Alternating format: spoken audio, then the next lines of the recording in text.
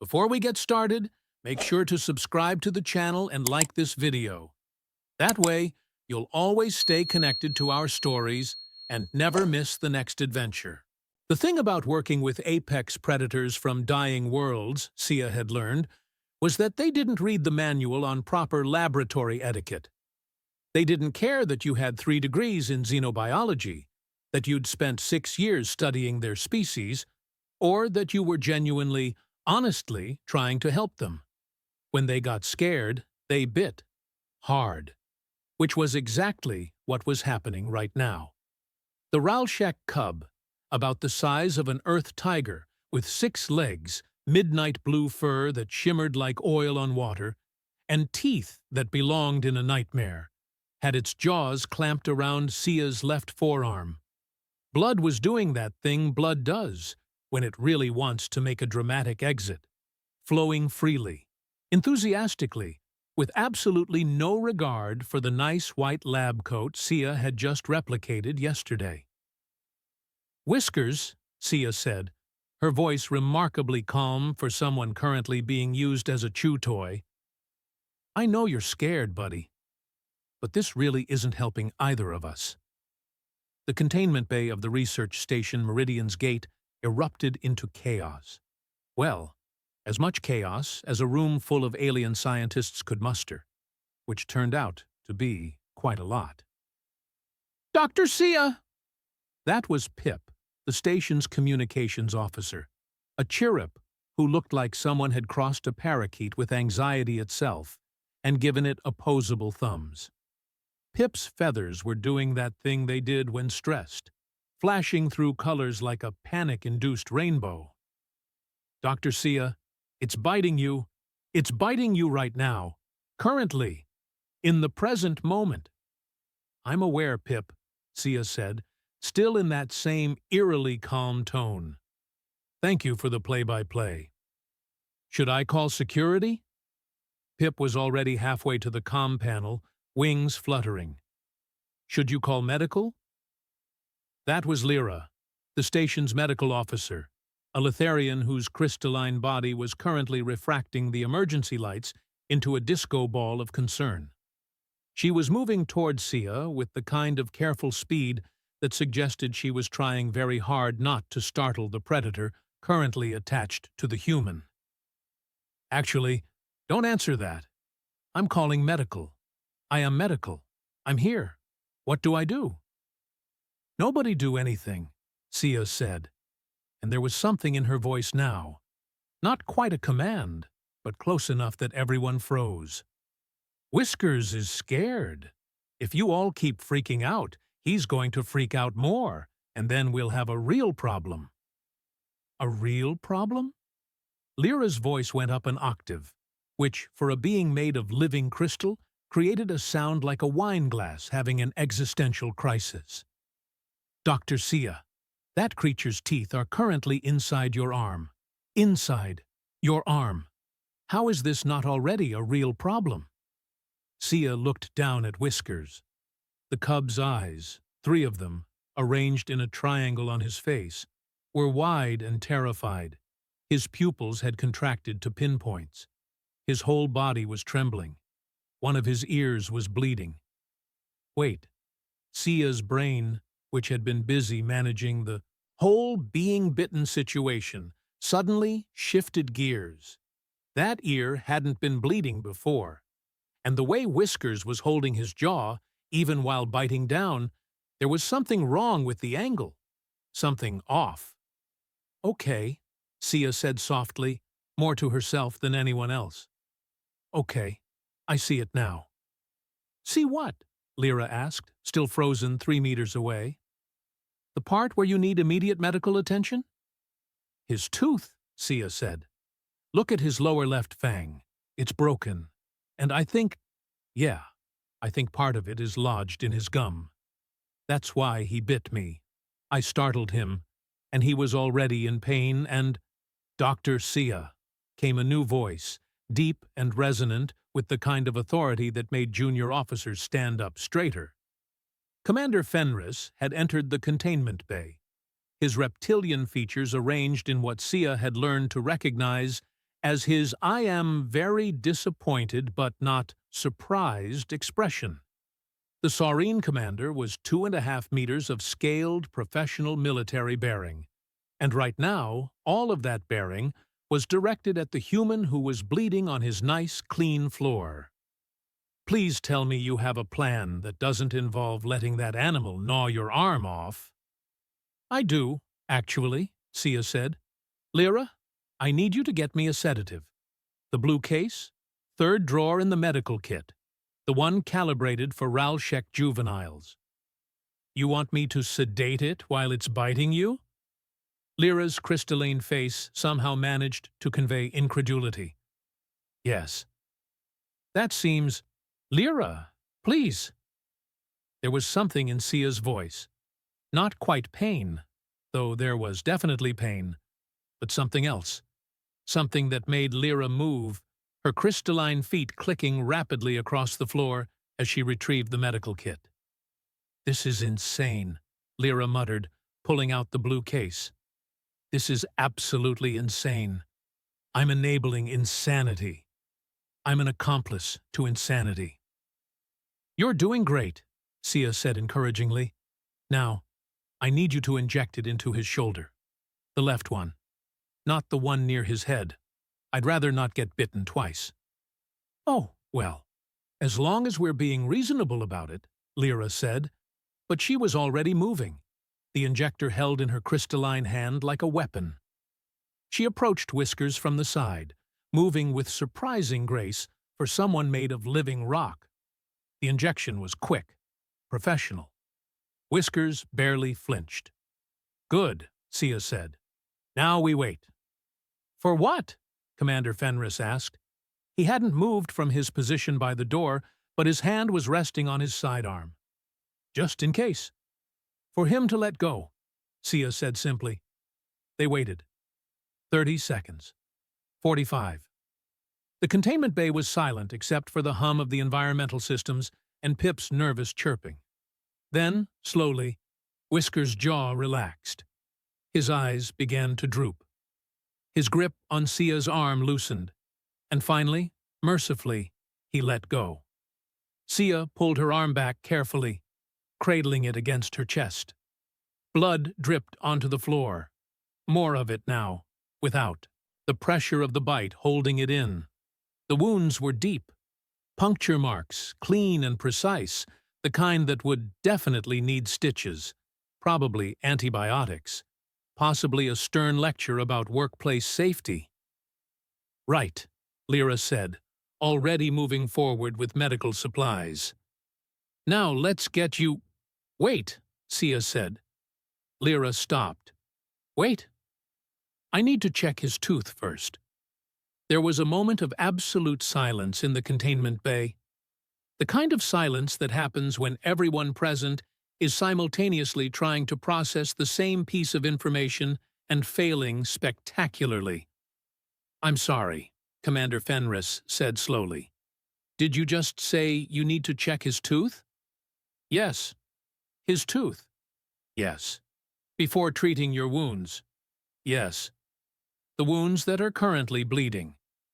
"They'll keep bleeding for a few more minutes," Sia said, already moving toward the now unconscious Whiskers. "But if that broken fang has an infection, it could spread to his jaw. Ralshek have notoriously sensitive immune systems. If it gets into his bloodstream—" "Dr. Sia," Commander Fenris said, and now his voice had taken on that particular tone that suggested he was reconsidering every decision that had led to having a human on his station. "You are bleeding, actively, right now. I'm aware. And you want to perform dental work on the creature that just bit you." "Correct." "Before treating yourself." "You're really good at summarizing," Sia said, kneeling beside Whiskers. She was already pulling on a fresh pair of gloves. The irony of protecting herself now, after the biting, was not lost on her. "Lyra, I need the dental kit, and a light, and maybe some gauze for his mouth." "This is insane," Lyra said again, but she was already gathering the supplies. For the record, I am officially stating that this is insane." "Noted," Sia said cheerfully. Blood was still dripping from her arm, leaving a small trail on the floor as she worked. She gently opened Whisker's mouth, angling his head so the light caught the broken fang. There it was. The lower left canine snapped halfway up, with a jagged piece driven up into the gum tissue. The surrounding area was inflamed, angry red against the purple of his mouth tissue. Definitely infected. Definitely painful. "Poor baby," Sia murmured, already reaching for the extraction tools. "No wonder you were so grumpy." "The predator that just mauled you is not a baby," Commander Fenris said flatly. "He's 6 months old. That's a baby. He weighs 90 kilograms and has teeth designed to tear through armored prey." "A big baby," Sia conceded, carefully working the broken fang fragment loose. "But still a baby." Pip had given up on standing and had simply collapsed into a small, feathered heap by the door, making soft, distressed noises. Commander Fenris was pinching the bridge of his snout, the saurine equivalent of a headache gesture. Lyra was muttering in her native language, which sounded like wine chimes having a nervous breakdown. And Sia worked. Her hands were steady despite the blood loss. Her focus was absolute. She extracted the broken fragment, cleaned the wound in Whisker's gum, applied antiseptic, and administered a localized antibiotic. The whole procedure took maybe 10 minutes. When she was done, she sat back on her heels, swaying slightly. "Okay," she said. "Now you can fix my arm." "How generous of you," Lyra said, but she was already there, medical scanner in hand. "Sit. Don't move. And if you pass out, I'm telling everyone you fainted like a character in a historical romance novel." "That's fair," Sia said, letting Lyra guide her to a bench.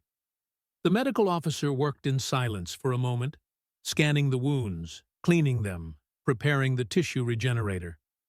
Then, quietly, "Why did you do that?" "Do what?" "You know what?" Sia looked over at Whiskers, still unconscious, his breathing slow and steady. "He didn't mean to hurt me," she said simply. "I startled him. He was already in pain. It was a fear response, not aggression. And that infection would have gotten worse. Could have killed him, eventually. So..." She shrugged, then winced as the movement pulled at her injuries. "So, I fixed it." "You could have fixed it after I treated you." "Could have," Sia agreed. "But he was sedated right then. Perfect opportunity. Why waste it?" Lyra made a sound that might have been a laugh, or might have been exasperation. With Litharians, it was hard to tell. "You humans," she said, shaking her crystalline head, "you're all absolutely mad." "We prefer the term creatively pragmatic," Sia said. "No, you don't. I've never heard anyone use that term."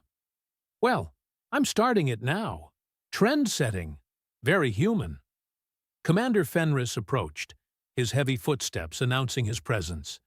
He looked down at Sia, then at Whiskers, then back at Sia. "I'm going to have to file a report about this," he said. "I know. The Galactic Conservation Council is going to have questions. I know. They're going to use words like reckless and unprofessional and possibly unhinged." "Probably," Sia agreed. "And you don't care."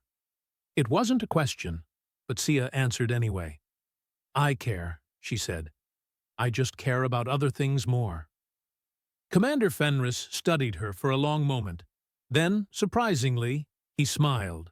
A slight upturn of his reptilian mouth that suggested something almost like respect. "You're going to be a problem, aren't you?"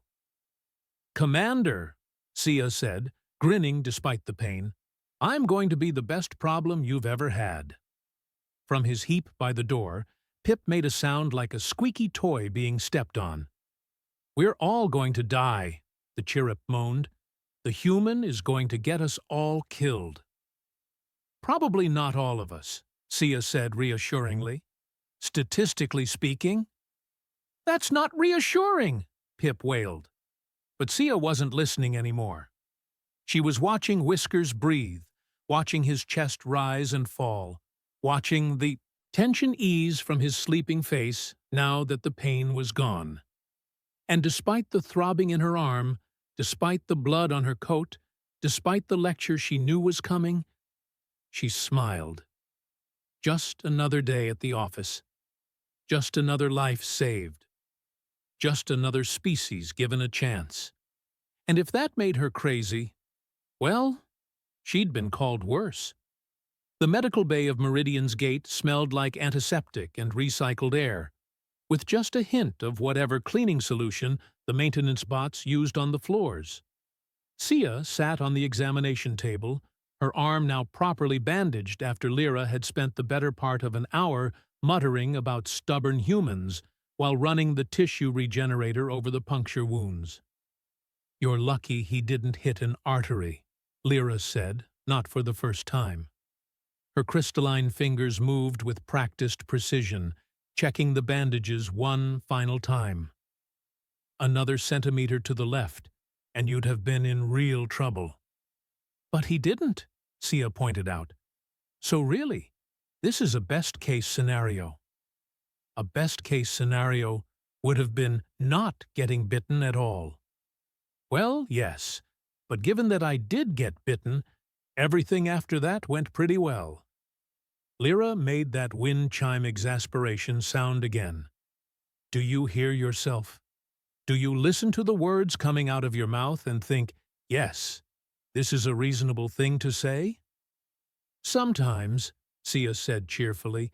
"Not often, but sometimes."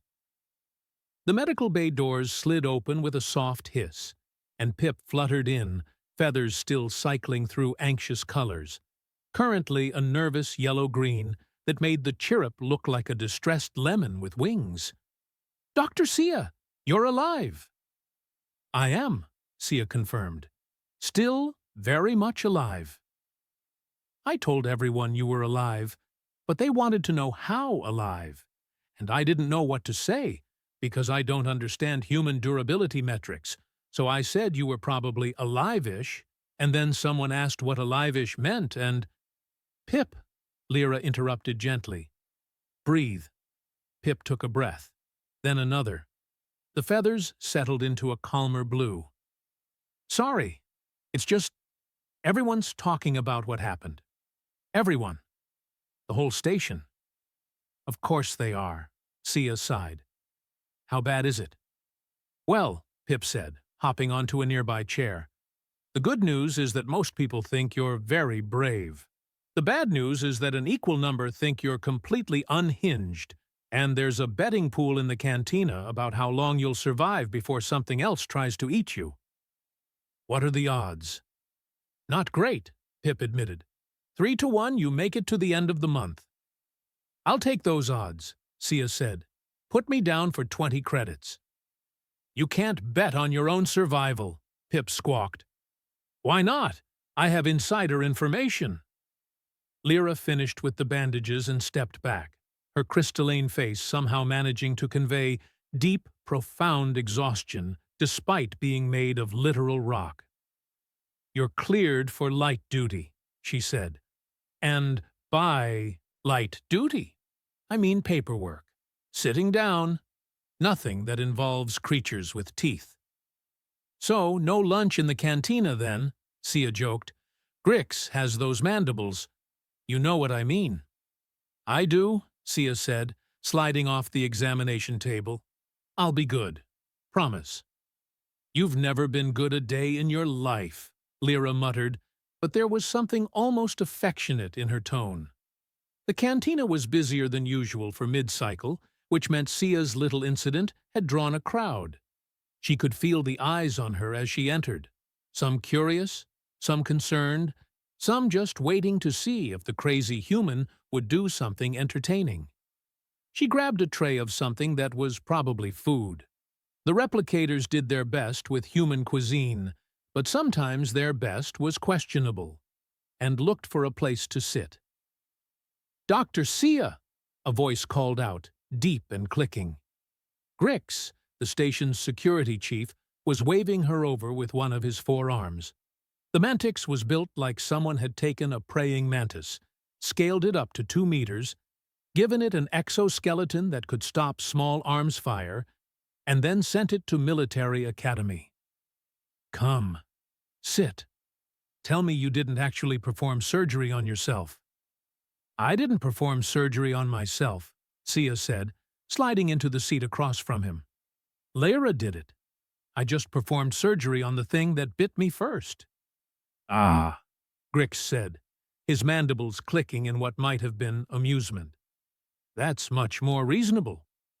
At the next table over, a group of Litharian engineers were having what appeared to be a heated debate. Sia caught fragments of it.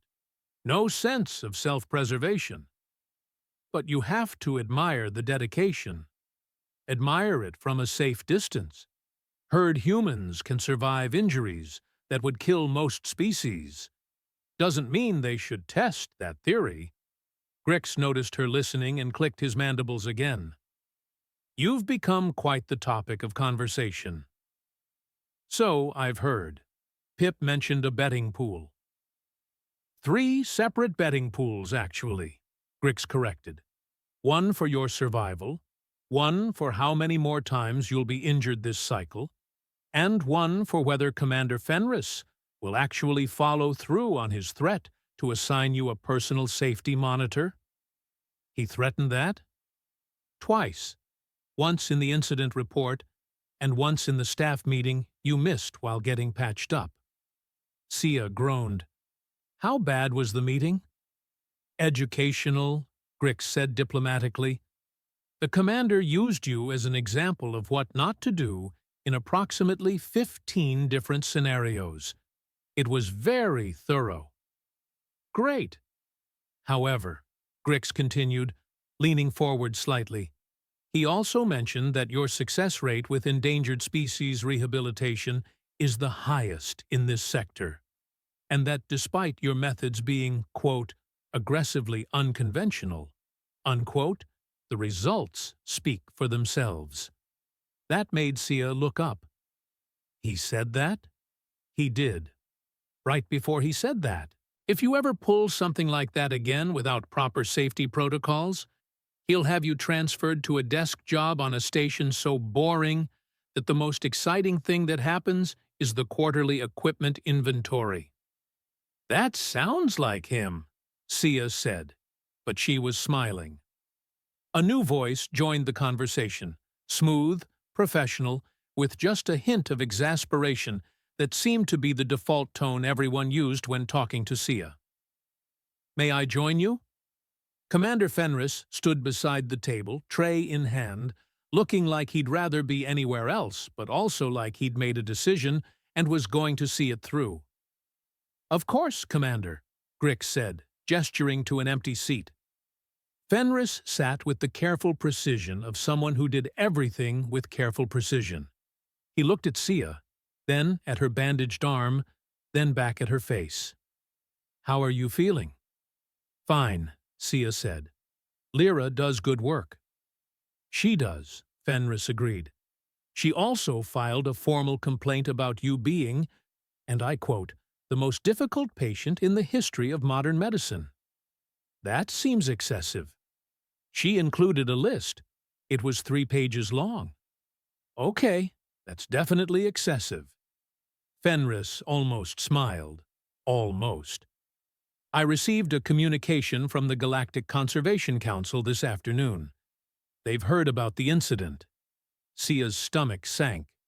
And they have concerns about your methods.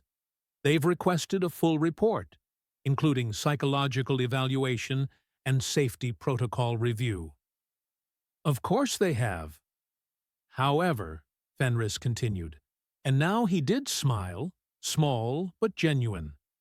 They also acknowledged that Whiskers is the first Ralshek juvenile to successfully bond with a non-Ralshek species.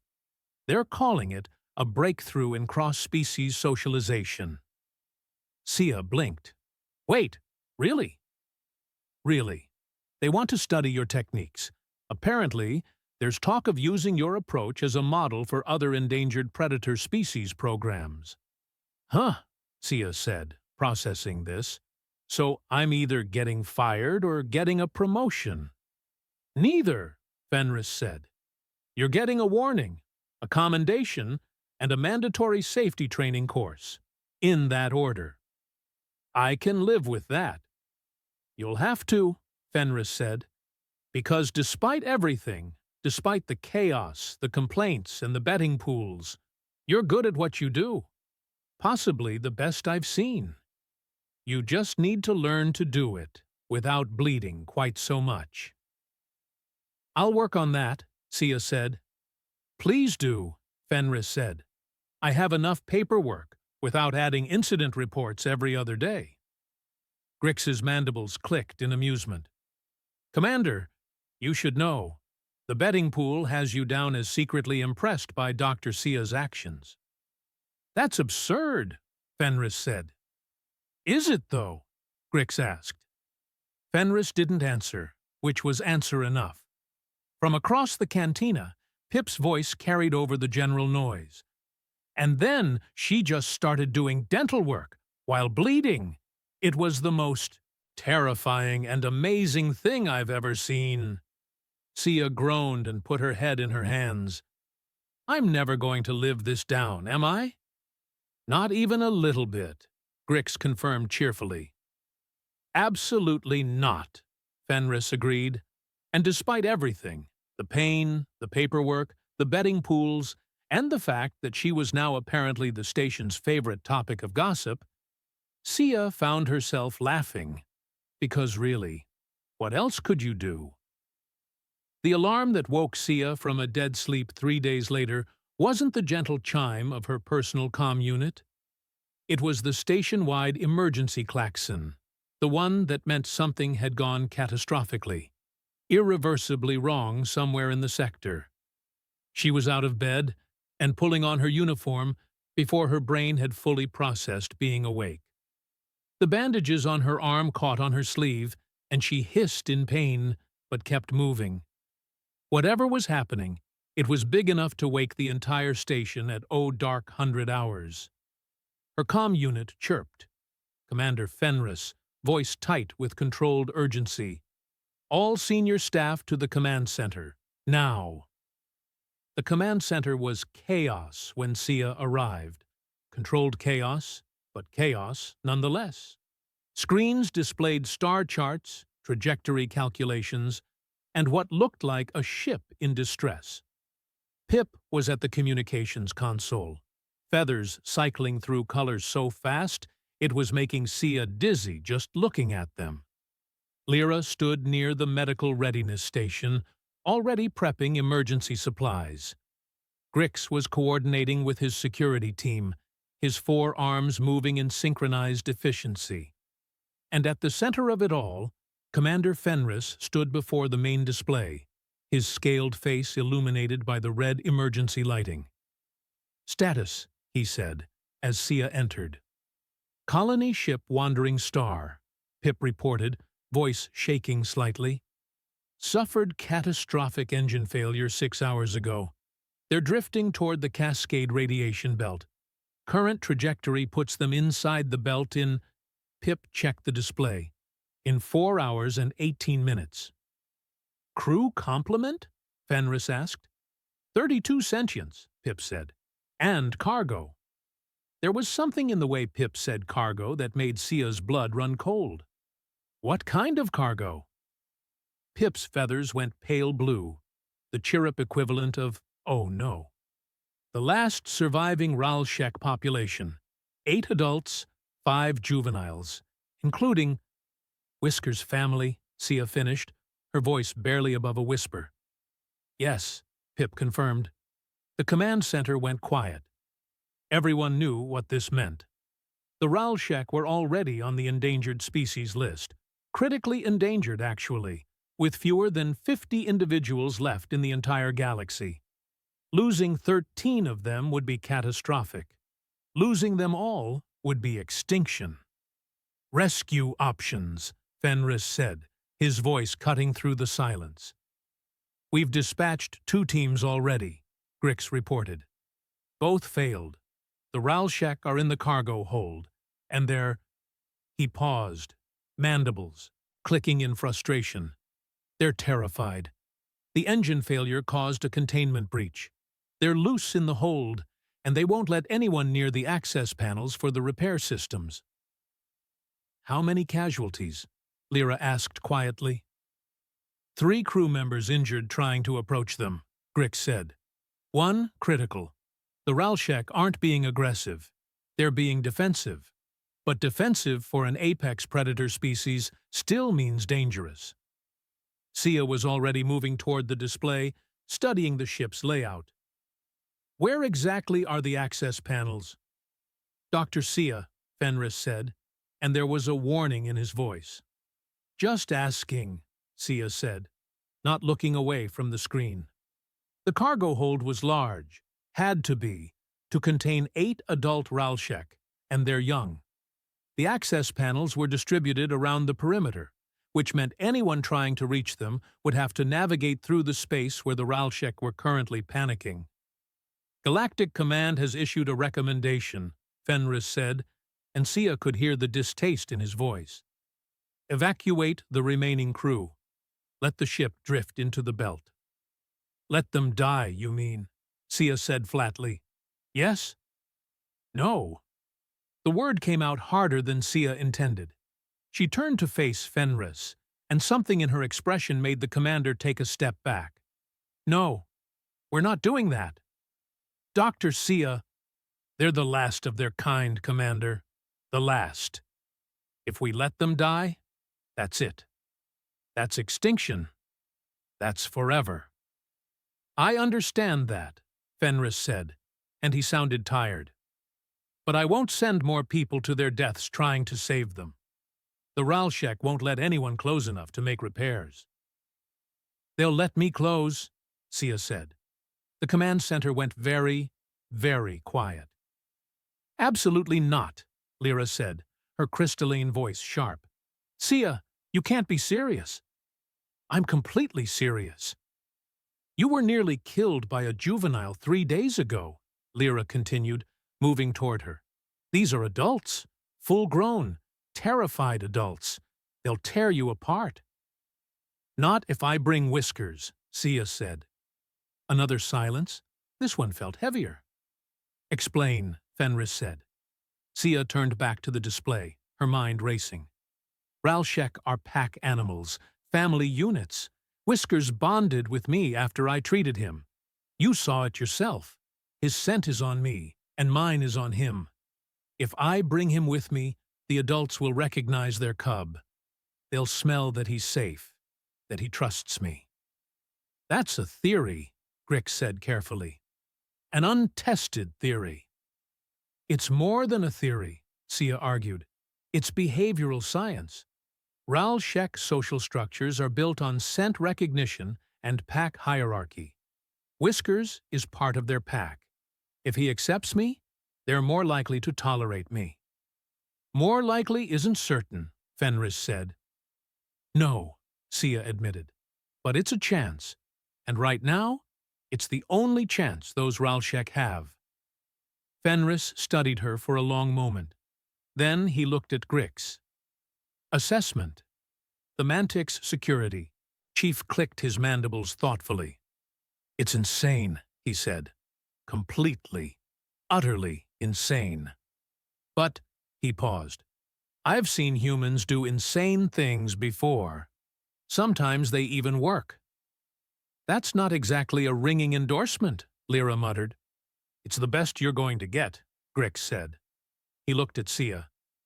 "If we do this, and that's a very big if, you don't go alone. I'm coming with you. Security protocol." "I'm coming too," Lyra said, and everyone turned to stare at her. The Letharian medical officer looked as surprised as anyone by her own words. "Someone needs to monitor her vitals and provide medical support, and," she paused, "and someone needs to make sure she doesn't do anything stupider than she's already planning." I appreciate the vote of confidence, Sia said dryly. You shouldn't, Lyra replied. I'm terrified. But I'm also not letting you do this alone. Fenris looked at each of them in turn. Then he closed his eyes and made a sound that might have been a prayer, or might have been a curse. When he opened them again, his expression was resigned. I'm going to regret this, he said. I'm going to regret this so much. But, he straightened, you have authorization. Prep a shuttle. You have 4 hours. We'll need 3, Sia said, already moving toward the door. Grix, I need you to coordinate with the Wandering Star's crew. Get me detailed schematics of the cargo hold and the current positions of the Ralshek. Lyra, medical supplies for both humans and Ralshek. Focus on sedatives and trauma care. Pip, I'll monitor communications and keep the shuttle's navigation systems updated, Pip said, feathers flashing determined orange. And I'll pray to every deity I know of that you all come back alive. That works too, Sia said. She was halfway to the door when Fenris called out, Dr. Sia. She turned. Don't die, he said simply. That's an order. I'll do my best, Commander, Sia said. Then she grinned, that reckless, slightly unhinged grin that made everyone nervous. But no promises. An hour later, Sia stood in the containment bay with Whiskers. The cub was awake, alert, and seemed to sense that something important was happening. His 3 eyes tracked her movements as she checked her equipment. Environmental suit, medical kit, comm unit. Hey, buddy, she said softly, kneeling beside him. I need your help. Your family. They're in trouble. And I think you and I might be the only ones who can save them. Whiskers tilted his head, making a soft chirping sound that Ralshek used for comfort and bonding. Yeah, Sia said, reaching out to scratch behind his ear, the one that had been bleeding, now healed. I know it's scary, but we're going to do this together, okay? You and me. The cub pressed his head against her hand, purring, a deep, rumbling sound that vibrated through her bones. That's my boy, Sia whispered. Behind her, the containment bay doors opened. Grix and Lyra entered, both suited up and looking like they were heading to their own execution. Shuttle's ready, Grix said, and I've said goodbye to everyone I care about, just in case. Optimistic, Sia said. Realistic, Grix corrected. Are we really doing this? Lyra asked, her voice small. Sia stood, Whiskers rising with her. Yeah, she said. We really are. Then let's go save some predators, Grix said, before I remember that I value my life. They headed for the shuttle bay, Whiskers padding along beside Sia, and somewhere in the back of her mind, a small voice whispered that this was absolutely the worst idea she'd ever had. But she'd had worse ideas before. Probably. Maybe. Well, she was about to find out. The shuttle ride to the Wandering Star took 38 minutes, which gave Sia plenty of time to question every life choice that had led to this moment. Beside her, Whiskers was surprisingly calm, curled up in the specially designed containment harness and watching the stars streak past through the viewport. Grix sat at the pilot controls, all 4 arms working in synchronized precision. Lyra was in the back, obsessively checking and rechecking the medical supplies. Vitals check, Lyra called out for the 5th time. Still alive, Sia responded. That's not funny. It's a little funny. It's not. The Wandering Star came into view, a mid-sized colony transport, lights flickering, trailing debris from the damaged engine section. It looked exactly like what it was, a ship dying slowly, drifting toward oblivion. Docking in 2 minutes, Grix announced. The crew has cleared the corridor to the cargo hold. Once we're inside, we're on our own. Understood, Sia said, checking her suit seals one final time. The environmental suit would protect her from the contaminated air in the damaged sections. The engine failure had vented toxic coolant through several decks. Not immediately lethal, but prolonged exposure would be bad. Very bad. The shuttle docked with a metallic clang that echoed through the hull. The airlock cycled. The door opened, and they stepped into a nightmare. The corridor was dark except for emergency lighting that cast everything in shades of red and shadow. Alarms wailed in the distance. The air, even through the suit filters, smelled wrong. Burnt metal and chemicals and fear. "Cargo hold is 3 sections forward," Grix said, checking his tactical display. "Temperature is elevated. Atmospheric contamination at 32%. We have maybe 20 minutes before it becomes critical." "Then we better work fast," Sia said, releasing Whiskers from his harness. The cub stayed close to her leg, his body tense but trusting.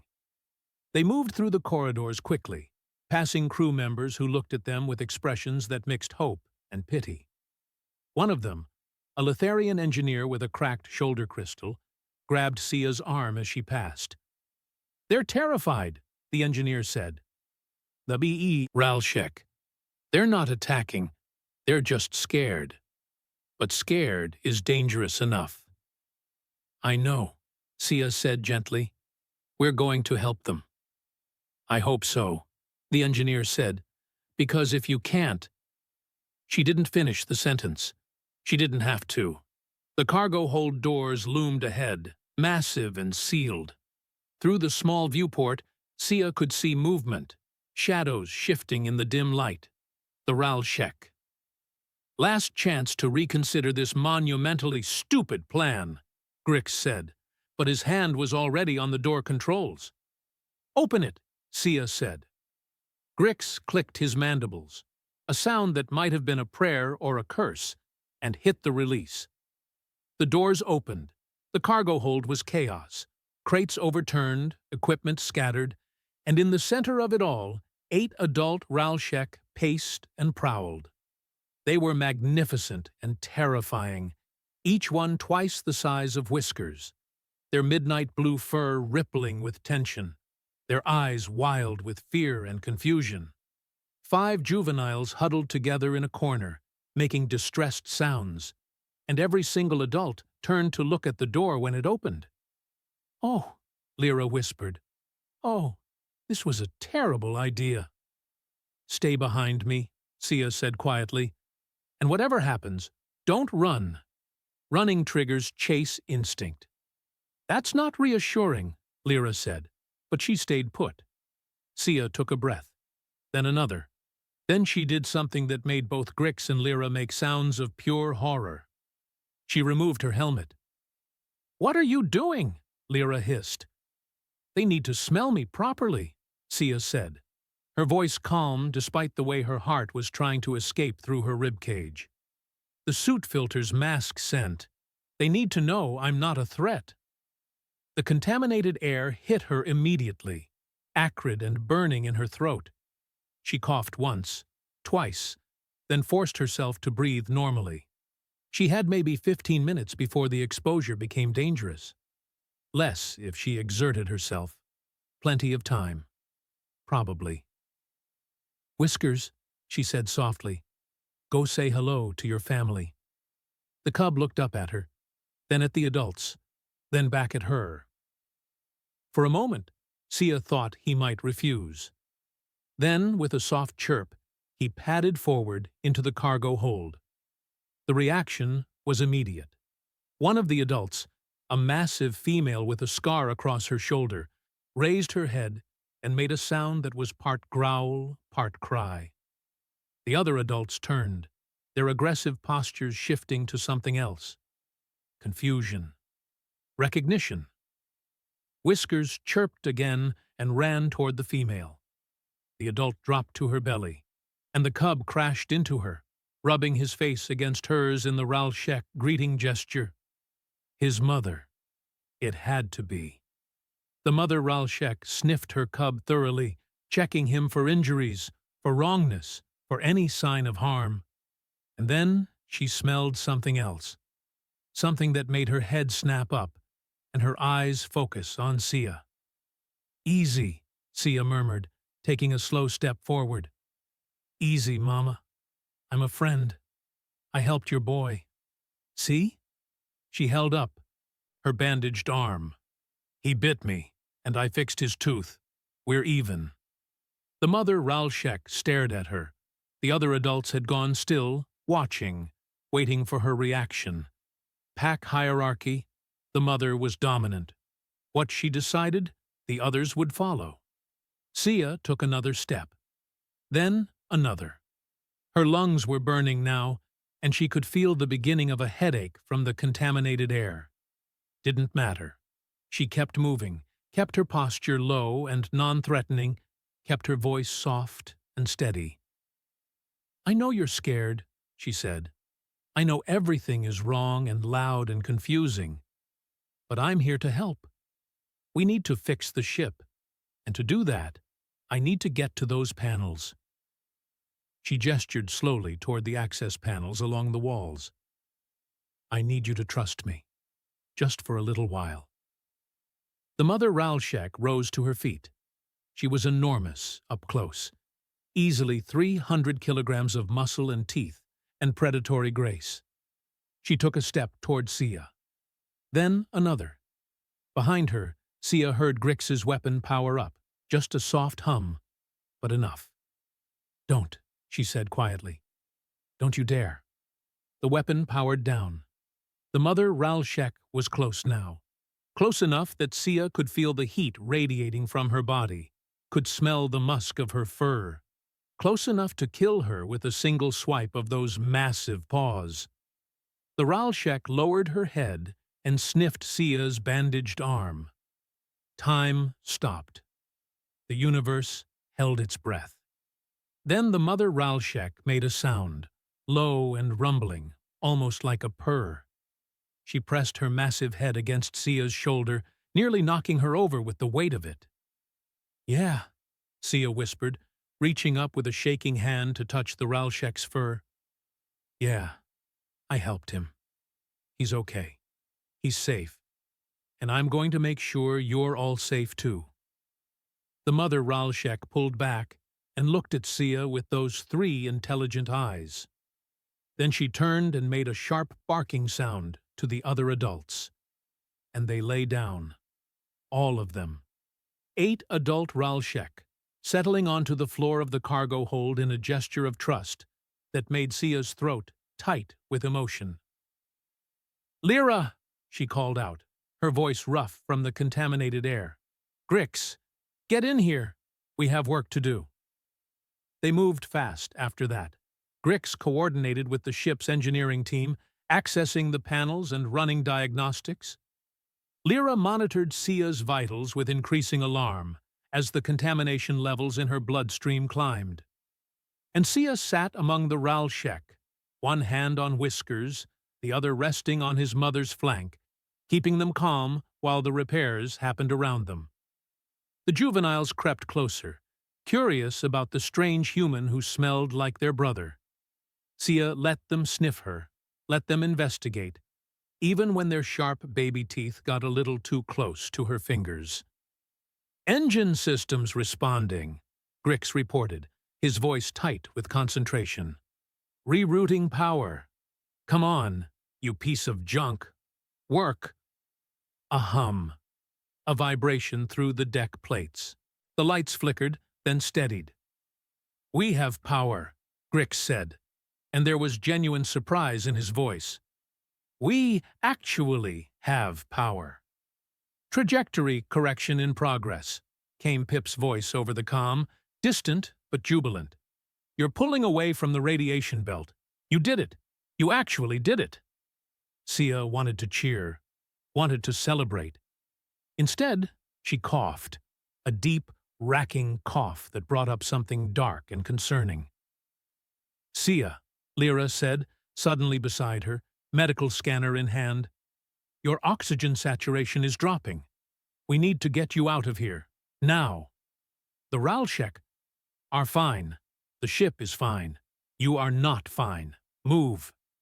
Sia let Lyra pull her to her feet, swaying slightly. The mother Ralshek raised her head, making a concerned sound.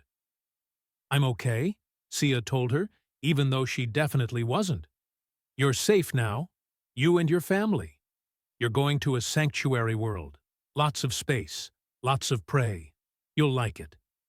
The mother Ralshek stood and did something that made Lyra gasp. She gently took Sia's uninjured arm in her mouth, not biting, just holding, the way Ralshek carried their young, a gesture of protection, of gratitude. Yeah, Sia whispered, touching the Ralshek's face with her free hand. You're welcome. Then Lyra was pulling her away, and Grix was supporting her other side, and they were moving through the corridors back to the shuttle. Sia's vision was getting fuzzy around the edges, and her lungs felt like they were full of broken glass, but she was smiling. They'd done it. Against all odds, against all reason. They'd actually done it. Sia woke up in the medical bay of Meridian's Gate with no memory of the shuttle ride back. Lyra was there, of course, looking exhausted and relieved and angry all at once. You, Lyra said, are the worst patient in the history of medicine. I'm updating my complaint to 4 pages. That's fair, Sia croaked. Her throat felt like she'd swallowed sandpaper. You had severe respiratory damage from the contaminated air. Another 5 minutes, and you would have needed a lung transplant. But I didn't need one? No, Lyra admitted. You didn't. Because apparently, humans are too stubborn to die properly. It's one of our best features, Sia said. The medical bay doors opened, and Commander Fenris entered, followed by Pip and Grix. The cherub immediately flew to Sia's bedside, feathers flashing happy yellow. You're alive, Pip chirped. The betting pools are very upset, but I'm thrilled. Thanks, Pip, Sia said, grinning. Commander Fenris approached more slowly. He looked at Sia for a long moment, then shook his head. I received a transmission from the Galactic Conservation Council, he said. The Ralshek have been successfully relocated to the sanctuary world. All 13 survived. They're calling it a miracle. Not a miracle, Sia said. Just stubbornness and poor self-preservation instincts, Grix suggested. I was going to say compassion and scientific understanding, but sure, that works too. Fenris actually smiled. The Council wants to study your methods. They're proposing a new program for endangered predator species, based on your approach. They want you to lead it. Sia blinked. Really? Really? Though they did include a strongly worded recommendation that you try to avoid getting bitten quite so often. I'll take it under advisement, Sia said. Please do, Fenris said, because I can't handle much more of this. My stress levels are not designed for humans. No one's are, Lyra muttered. Sia laughed, then coughed, then laughed again. So what now? Now, Fenris said, you'll recover. And then we have a new case coming in next week. A venomous species from the Outer Rim. Very dangerous, very aggressive. The previous facility refused to handle them. Perfect, Sia said, her eyes lighting up. That's not a normal response to that information, Pip said. Nothing about Dr. Sia is normal, Grix said. That's why she's perfect for this job. And as Sia lay there, surrounded by her strange collection of alien friends, her arm bandaged and her lungs still healing, she thought about Whiskers and his mother, about trust earned through compassion, about the way fear could be transformed into understanding. They were all just trying to survive in a universe that didn't always make room for them. Sometimes you had to bite first and apologize later.